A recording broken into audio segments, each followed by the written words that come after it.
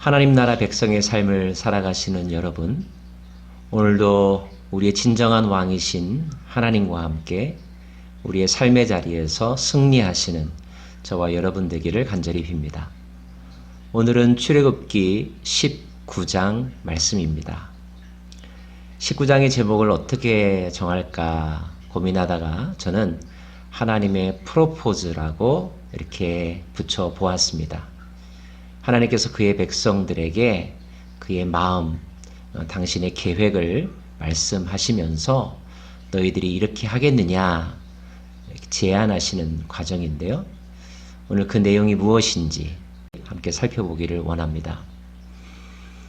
그들은 이제 출애굽한 지 3개월째 되었습니다. 시내 광야에 머물렀다고 성경은 기록하고 있습니다. 하나님께서 모세를 부르셨습니다. 그리고 그에게 이스라엘 백성들에게 이렇게 말하라고 전할 말을 가르쳐 주셨습니다. 그 내용의 말씀이 19장 5절 6절의 말씀입니다. 세계가 다 내게 속하였나니 너희가 내 말을 잘 듣고 내 언약을 지키면 너희는 모든 민족 중에서 내 소유가 되겠고 너희가 내게 대하여 제사장 나라가 되며 거룩한 백성이 되리라. 이 말씀은 출애굽 전체를 통하여서 매우 중요한 말씀이고 또 구약 전체, 아니 성경 전체에 중요한 핵심을 담고 있는 말씀이기도 합니다. 말씀을 암송했으면 좋겠습니다. 먼저 하나님은 이렇게 말씀하십니다. 세계가 다 내게 속하였다. 여기서 세계란 우주 만물, 자연세계, 그리고 그 위에 사는 모든 동물과 식물, 인간들을 포함합니다. 하나님은 창조주이시죠. 모든 것이 하나님의 것입니다. 우리의 눈에 보이는 것만, 또 교회에 모이는 사람들만 하나님의 것은 아닙니다. 그들이 미처 깨닫지 못하고 입으로 시인하지 않아서 그렇지 이 땅에 있는 모든 것들은 다 하나님에 의하여 만들어진 하나님의 것입니다. 그런데 특별히 하나님께서는 너희가, 즉 이스라엘 백성들, 이 말씀을 듣는 사람들을 지칭하는 표현이겠죠. 너희가 내 말을 잘 듣고 내 언약을 지키면 너희는 모든 민족 중에서 내 소유가 되겠고 모든 민족들이 다 하나님에 의하여 지음받은 하나님의 것이지만 특별히 너희가 내 말을 잘 듣고 내 언약을 지키면 내 소유가 되겠다. 즉 내 언약 백성이 되겠다. 이런 말입니다. 특별한 나의 사람이 되겠다. 마치 여러분 이 세상에 많은 여인들이 있지만 이 세상에 많은 남자들이 있지만 내가 사랑하고 나와 언약을 맺은 그 사람이 바로 내 남자라고 말하는 것처럼 하나님께서 특정한 사람들을 내 소유, 내 백성, 내 나라로 삼으시겠다는 것입니다. 누구를요? 그분의 말씀을 잘 지키고 그분과의 언약을 맺는 사람들 말입니다. 자, 하나님의 소유가 되면 어떠한 결과가 주어질까요? 너희가 내게 대하여 제사장 나라가 되며 거룩한 백성이 되리라. 제사장 나라라고 하는 단어가 나옵니다. 저는 제국이라는 단어와 제사장 나라라고 하는 단어를 구별하여 잘 설명합니다. 제국은 무엇입니까? 본래 자기 나라가 있지만 주변 나라를 침입하여 그들의 주권을 빼앗고 자기의 속국으로 만들며 그 영토를 확장하는 나라를 제국이라고 말하죠. 사람들은 자기 것에 만족하지 아니하고 다른 사람의 것까지 빼앗아서 자기의 소유를 늘려가려고 하는 마음.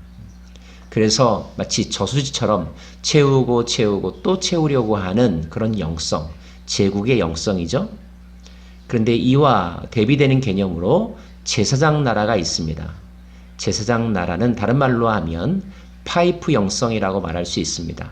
중보자의 나라라는 말입니다.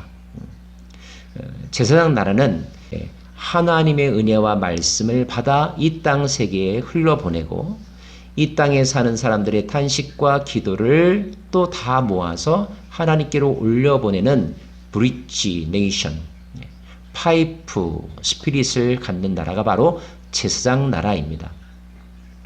복의 통로라고 하는 표현을 쓰기도 하죠. 파이프 영성이 누리는 1차적인 유익은 무엇인지 아십니까?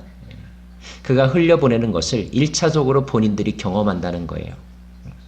그리고 그것을 자기 안에 가두어 두고 자기만 사용하는 것이 아니라 무사람들에게도 흘려보내서 다른 사람들도 그 복과 열매들을 풍성하게 누리게 하는 사람이라는 거죠.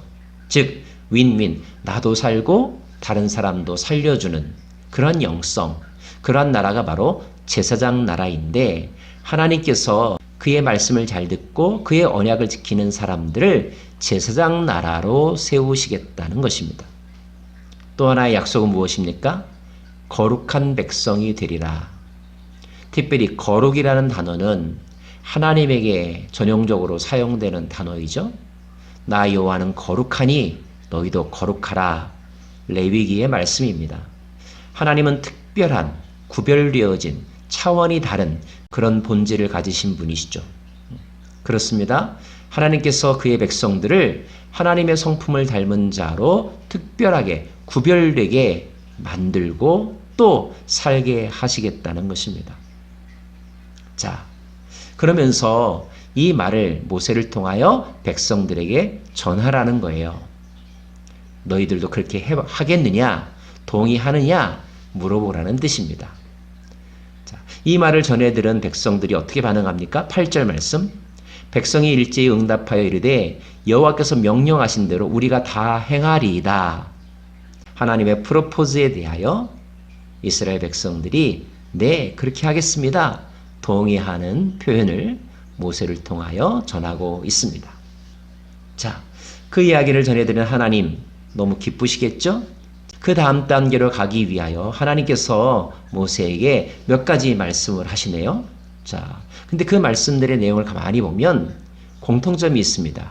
무엇이냐면, 하나님의 위엄과 하나님의 특별하심과 그리고 하나님의 권위를 나타내고 강조하는 여러 지시사항들이라는 것을 알 수가 있습니다. 예를 들면요, 내가 너와만 이야기하겠다, 모세와만 이야기하겠다, 이렇게 9절에서 말씀하셨고요. 그리고 이 백성들은 모두 다 옷을 빨고 정결하여라, 깨끗하게 몸가짐을 할 것을 10절에서 말씀하고 계십니다. 11절에서는요, 준비하고 사흘째 되는 날까지 기다려라 말씀하십니다.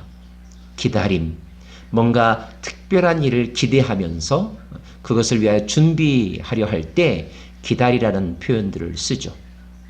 또 12절 말씀, 경계를 침범하지 말아라. 앞으로 중요한 세레모니를 하게 될 터인데 거기는 아무나 와서는 안 된다.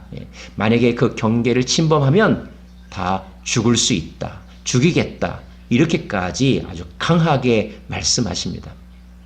특별히 이 기간 동안은 너희들이 여인들을 가까이 하지 말아라, 성적으로 금욕하여라, 그리고 그 마음을 잘 깨끗하게 다듬어서 준비하여서 오직 앞으로 이루어질 그 특별한 세레모니에 집중하여라. 16절, 18절 말씀 보면 하나님께서 등장하시는 장면들이 자세하게 묘사되어 있는데요. 거기 보면 우레와 번개와 구름과 나팔, 그리고 불 가운데 임하시는 하나님, 그리고 산 꼭대기에서 모세를 부르시는 하나님, 이런 표현들이 19장에 쭉 나와 있습니다. 저는 이렇게 질문해 봅니다. 왜 하나님은 이런 퍼포먼스를 하고 계시는 것일까? 왜 이렇게 백성들로 하여금 거리를 두는 듯 하시면서 그들에게 함부로 생각하지 않도록 강조하고 계신 것일까? 그 이유는 바로 함부로 생각하지 않게 하기 위해서입니다. 인간이 어느 순간 하나님의 말씀을 어기고 범죄하였죠?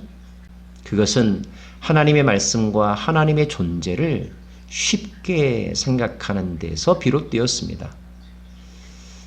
상대를 쉽게 생각하면 상대의 말도 쉽게 생각합니다. 자기중심적으로, 그리고 자기의 필요를 위해서 오히려 이용의 대상으로 삼죠. 하나님은 결코 그런 분이 아니라는 것을 강조하고 계신 것입니다.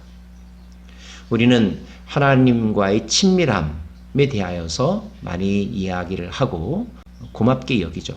그러나 여러분, 하나님께서 우리에게 베풀어 주신 그 친밀함은 사실 하나님의 위엄과 또 구별됨과 그분의 영광스러움을 기본으로 하여 우리가 생각해야 한다는 것을 기억하십시오. 하나님에 대한 위엄과 권위를 미처 생각하지 아니하고 친밀함, 편안함만 생각한다면 인간의 본성상 인간은 하나님을 무시하는 데까지 이르게 되고 하나님에 대하여 함부로 대하게 될 것이며 그 태도는 결국 인간의 타락과 멸망을 불러일으킬 것입니다. 먼저 우리가 하나님을 생각할 때 기억해야 하는 것은 하나님은 우리와 전적으로 다른 분이시다. 우리는 피조물이고 하나님은 창조주이시다. 우리가 감히 흉내낼 수 없는, 따라할 수 없는 특별한 지위와 본질을 가지고 계신 분이 바로 하나님이시다. 그러므로 우리는 하나님을 우러러 보아야 하며 하나님을 중하게 여겨야 하며 또 하나님 앞에 설 때에 두렵고 떨리는 마음을 잃지 말아야 한다. 신비감이 떨어진 사회, 그리고 편안함만 생각하는 인간관계, 그것이 과연 좋을까요? 하나님께서 오늘 이스라엘 백성들에게 모세를 통하여 프로포즈 하셨습니다. 앞으로 이 프로포즈를 받아들인 이스라엘과 어떤 세레모니를 하게 될지 기대하는 마음으로 지켜보시기를 바라고요. 우리가 그 프로포즈에 어그리했다면, 동의했다면 거기에 합당한 책임과 또 필요한 자세들이 있다는 것도 꼭 기억하시길 바랍니다. 하나님을 존중하는 법, 하나님을 두렵고 떨리는 마음으로 경외하는 것, 이것이 우리가 하나님 앞에서 가져야 될 가장 중요한 자세라는 사실을 강조하면서 하나님을 예배하는 자, 하나님을 경외하는 자 되시기를 간절히 바랍니다. 기도하겠습니다. 하나님, 드디어 신의 광야에서 하나님은 이스라엘 백성들과 특별한 의식을 치르려고 하십니다. 그 계획을 털어놓으시고 그의 백성들을 초청하셨습니다. 그 자리에 우리도 있고 또 그 말씀을 저희들도 듣습니다. 주님, 우리가 주님 앞에 서고자 할 때에 깨끗한 마음, 또 금욕적인 마음, 경외하는 마음, 우러러보는 마음, 그리고 사모하는 마음, 두려워하는 마음, 예배하는 마음, 신비롭게 여기는 마음 잃지 않게 하여 주옵소서.